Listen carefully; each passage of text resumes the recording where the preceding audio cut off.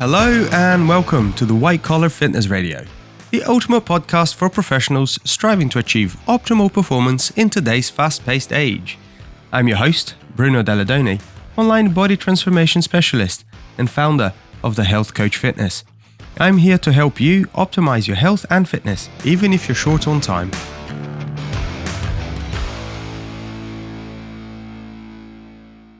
What's up, everybody? Welcome back to the podcast.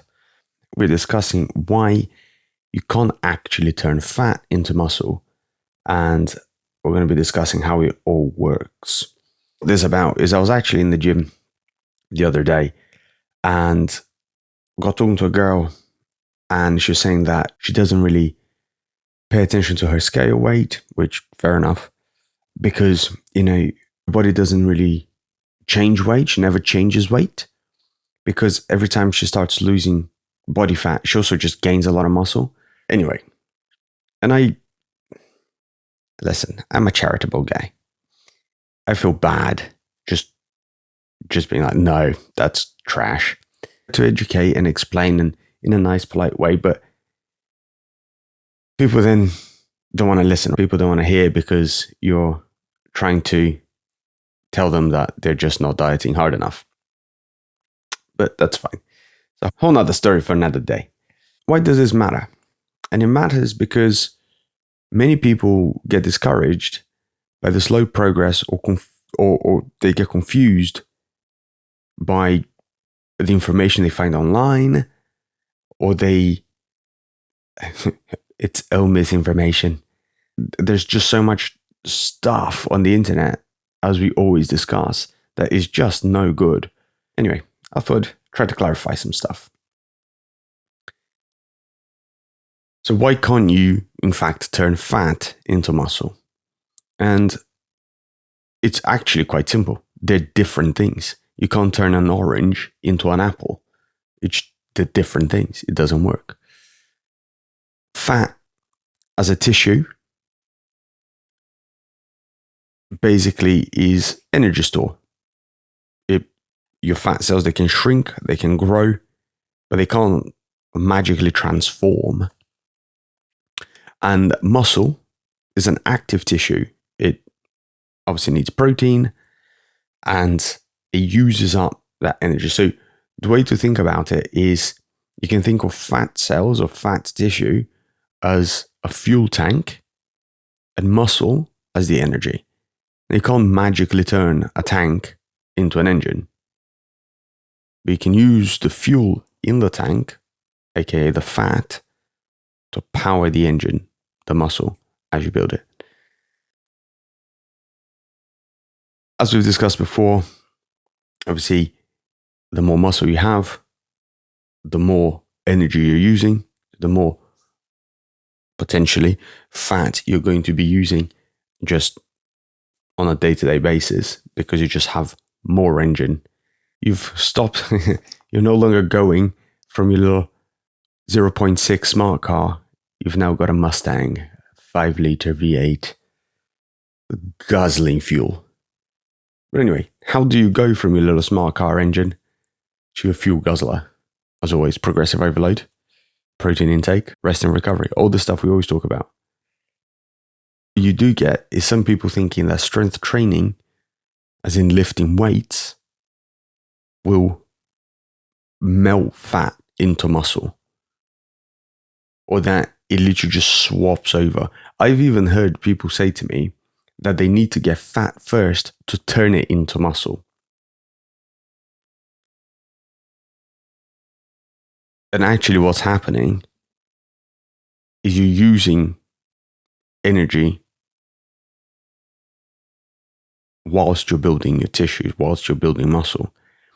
It doesn't have to be fat. It can be carbohydrates.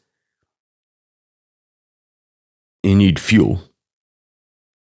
Now, fat stores are a high density fuel. They have a lot of calories per unit compared to carbohydrates, for example, compared to muscle, compared to protein itself.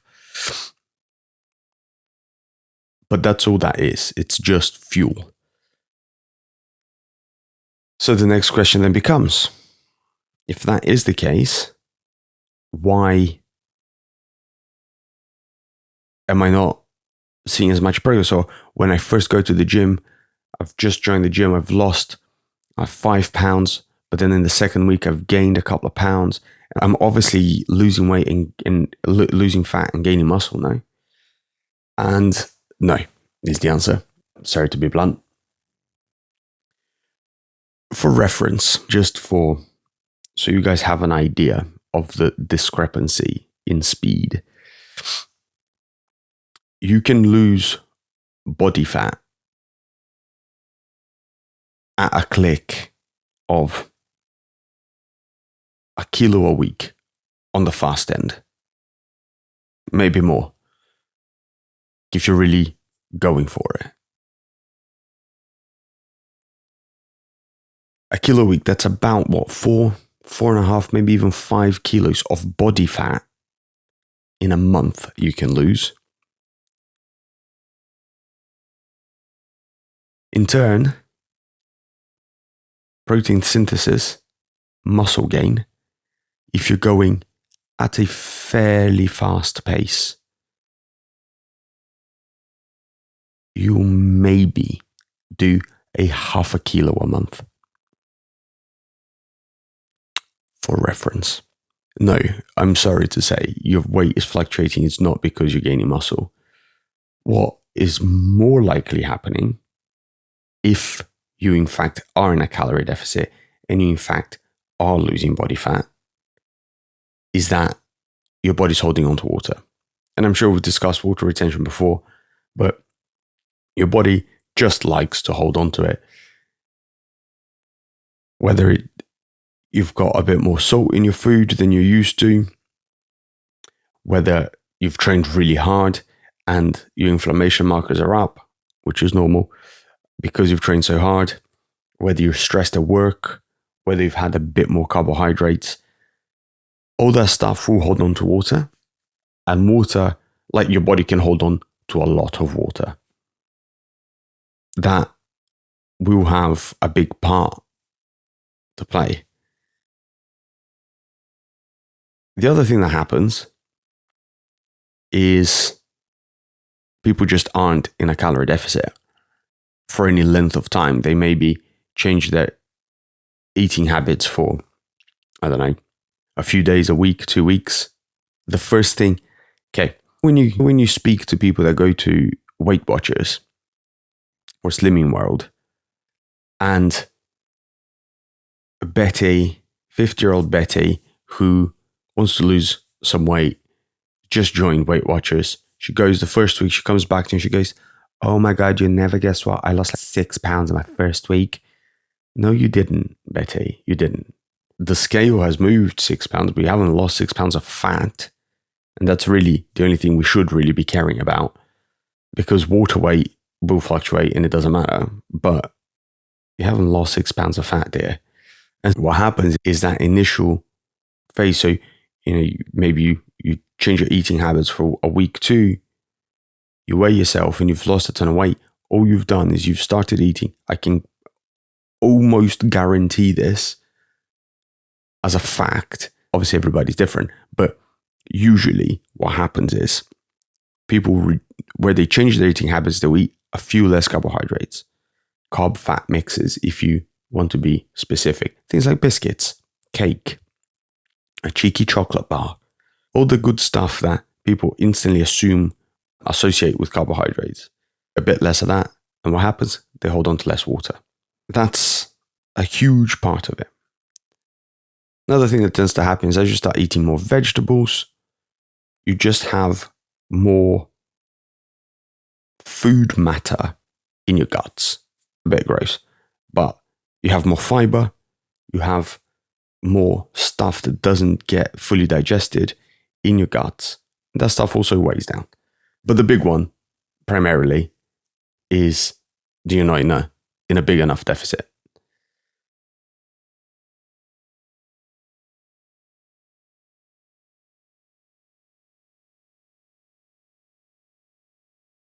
The way to think about it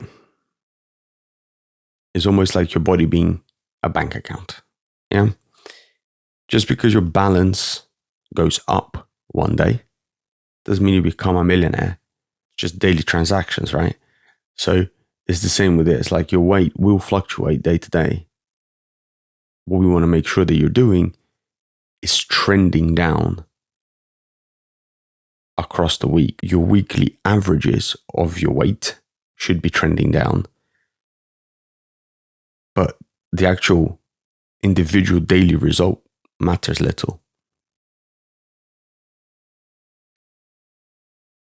So as I've just alluded to, the best way to really measure or track actual progress, if you're using Scale Weight, that will be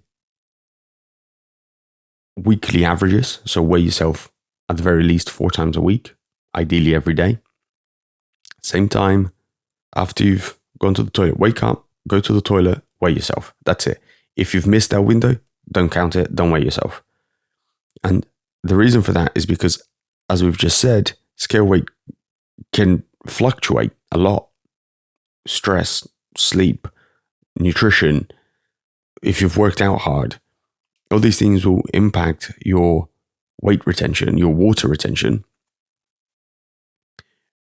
But because it's naturally inconsistent, let's say, because there's so many factors you can't control, you want to control all the variables that you can control. Time of day is important. If you've eaten or not eaten is important. Whether you're wearing clothes or not is important. Whether you've drunk anything. All these things matter because everything has some degree of weight to it. If you can manage all the external factors, you're making it just a little bit more accurate for that data point.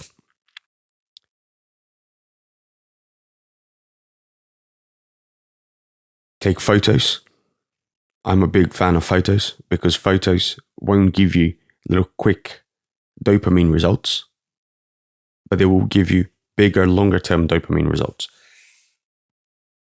Dopamine increases. What I mean by that is if a task takes longer to get accomplished and it's a worthwhile task, they move you towards doing the task. When you accomplish it, you get a big dopamine spike. As a random one, think about when you've done your university degree. It took you years of building up and taking the actions and dopamine spurring you on to get the thing done. And then think about when you go on that stage to get your certificate. You're happy, you're like over the moon. It's a bit of an extreme case, I know, but the same principle applies. If you are weighing yourself every day, obviously you'll fluctuate. Your dopamine levels will fluctuate because one day you're up, one day you're down, one day you're sideways. Like the whole thing is all over the show. But if you take photos and you just take the actions, you just tick the boxes every day, 4 weeks, 6 weeks, 2 months from now, you take some more photos and you see your progress. In progress, you go, and then that massively spurs you on because now you're seeing real progress. It's visible.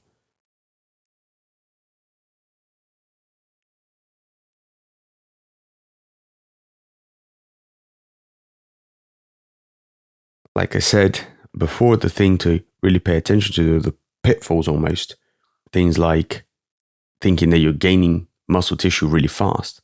If you're eating right and you're training hard, you can expect, like I say, 0.5 kilo, maybe like a tinkle more, 0.7 of a kilo per month of muscle gain. So it takes a long time and it's slow.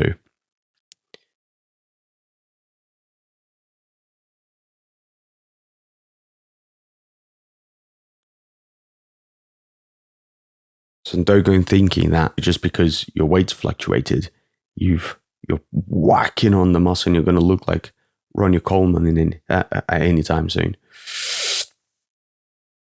But some key points to take away, guys, is obviously you can't turn fat into muscle. They're separate tissues, they do different things. It's just not how it works. Your weight fluctuations are normal, and they're usually caused by water, carbohydrates, or glycogen,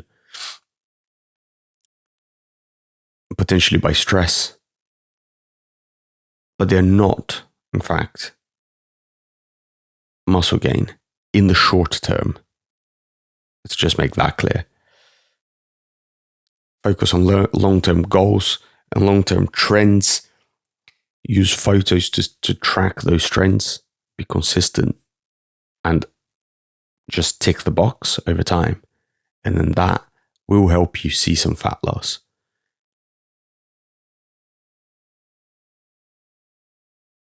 Some actionable tips, I suppose, would be weigh yourself every day at the same time. Preferably in the morning, preferably fasted, preferably after you've been to the toilet. Use photos. You can use a measuring tape as well if you want. For your photos, make sure the lighting is the same, the place you take them is the same, because lighting also can skew our perception of what we're looking at. And I know it sounds corny and you hear it all the time, but stick to the plan. Just tick the box over time. Just as a random one, guys, but just remember that fitness is an immediate. We all, as the human animal, part of our human condition, we want things now. Ideally, preferably if we can, yesterday. But it's just not how it works.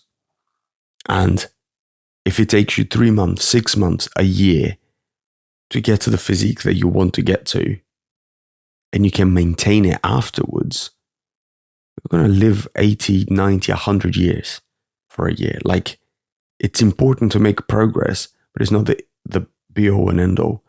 So just make sure you stick to the plan. And just now and again, doesn't happen all the time. You don't have to do it all the time. But now and again, if you can, take yourself out of the process and look at it from almost like a bird's eye view. And recognize the progress you've made and where you still have to get to, but recognize the progress you've made, recognize how it's impacting. Do almost like a rundown of how you're feeling with your plan, because you have to stick to it. And if you don't like what you're doing, you don't like your plan, you're not going to stick to it. Really important, guys. As always, if you found this helpful, if you like the podcast, make sure to share and subscribe. Send it to your friends or someone that you've recently heard saying that they're turning that fat into muscle. And obviously, if you're ready to get serious about building some muscle and dropping the poundage, give me a shout on Instagram at Bruno Dalladoni, and I'll put the link on the description. And I'll see you guys next time.